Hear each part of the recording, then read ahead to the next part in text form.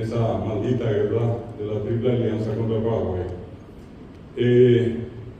Antes de empezar, quedaron las palabras de Mitre, que palabras más, palabras menos, decía, bueno, si queremos eliminar al Paraguay, eliminemos al guaraní. Cuando la guerra entra en territorio paraguayo, en 1867, López convoca a los más entendidos en el idioma guaraní. López fue un gran estratega, sin ninguna duda. Consciente de ello, llama a los más entendidos y les pide que confeccionen un alfabeto, una chevetí, un abecedario. Y así lo hicieron. Y cuando terminó ese proyecto, se materializó con la publicación de los famosos periódicos de trinchera, que no eran masivos, salían unos cuantos números y se distribuían, que tenían el gran propósito de enfervorizar a las tropas paraguayas en torno a veces composiciones poéticas, textos, que en realidad se burlaban siempre del adversario, del enemigo de ese momento. Natalicio de María Talavera publica en Cabichuí, Caí Yaguaja Popí. Bojapui Añarimbaco y Arina Yeoní o Yogaba Anga, Caí Yaguaja Popí. Pedro II Caí, Venancio Flores Popí, Bartolomé de Yaguá, la Triple Alianza Guá. Eso escuchaban los soldados y obviamente se enfervorizaban.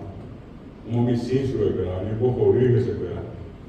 Y toda la guerra transcurrió guaraní.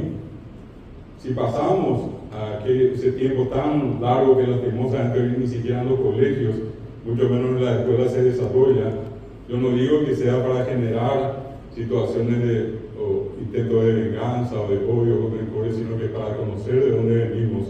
Porque si no sabemos de dónde venimos, poco o nada vamos a tener para empezar el patriotismo. Cuando nosotros tomamos todo ese trayecto de la historia y nos ubicamos el 12 de agosto de 1869 en Piribebuy, la ciudad heroica, cuando López sale por un lado y Pedro Pablo Caballero, a quien nadie recuerda, Pedro Pablo Caballero, con el perdón que se merece parte, pedido de disculpa que se merece parte nuestra, no es conocido por nadie. Que ese le dio a los estudiantes universitarios y me sale con que era el prócer. Cuando le digo, no es el prócer, ¿quién? Ni idea, tengo un profesor. El jefe de plaza de Piribebuy, un héroe nacional.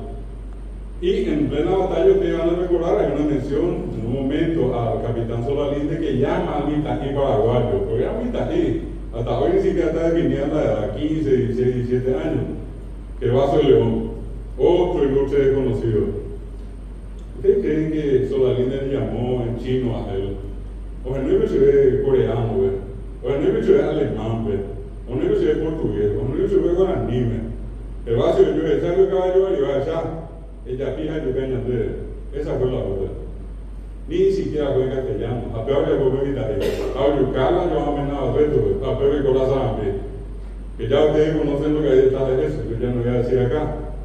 De allí se arrasa al hospital y aparecen las famosas mujeres, algunos dicen 100, otras menos, más ya no importa. A Pecho Gentil, Botella de Cacue, Ibirá, Itacú, se enfrentan. Caen, degolladas, traspasadas a caballo, las que quedaron violadas, que después hicieron algo increíble, el de matar a sus hijos en sus vientres. Matar a sus hijos en su vientre para que no nazca el hijo de su violador brasileño. Y lo digo así, respetuosamente y objetivamente. Hay que venerar a esa mujer, esa que sufrió. Y terminan la batalla con una Piribebuy prácticamente destrozada. 4 días después, a Costañú, donde supuestamente los militares estaban todos uniformados, con pistola, con no, pero no neta, voy a volver para Evo. Oye, ya se lo voy a ir, ¿no? Oye, a Zapaya, y bueno, mi vida, ¿qué vas a hacer chino, ve? Mira, ¿qué vas a hacer alemán, ve? Inglés, ¿qué vas a hacer un día? Mira, vas a hacer guaraní, ve. Socorro me lloré guaraní, me la hicimos y ver villerere, hace y ver guaraní, ve. De allí venimos nosotros. Y cuando muere finalmente López, le decía, 7 días después se ordena la prohibición del uso guaraní. ¿Quiénes son las que quedaron? El 10%. Miserable guerra de la Triple Alianza contra el Paraguay. Sanguinaria guerra. ¿Qué quedó? Mujeres. ¿Qué quedaron, perdón? que hicieron una obra tremenda.